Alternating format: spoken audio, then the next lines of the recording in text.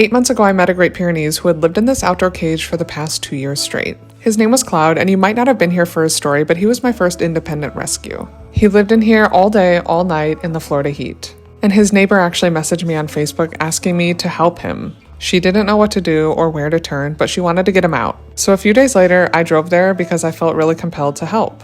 And the second I met Cloud, I knew he was special because despite being in that cage his whole life, he was still so happy. He still had a ton of life and a ton of energy and a lot of trust for humans. Despite having every single reason not to, he had mats the size of baseballs all over him. And that first day was really hard for me to leave him there, so 2 days later, I went and picked him up. His owners wanted him gone and didn't want to see him again.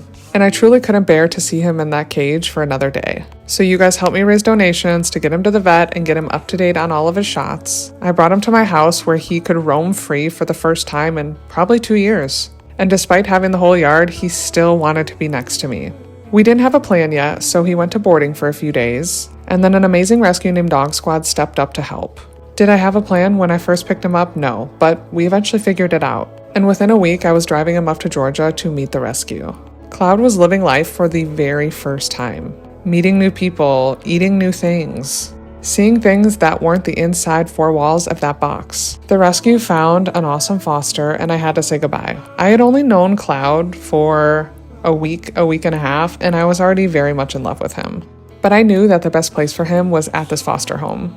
It was hard for me to let him go, but I knew that was the right decision. Cloud deserved all the attention he could possibly get after what he had gone through. It's hard to believe that somebody could do this to a dog, but people do this to dogs every single day.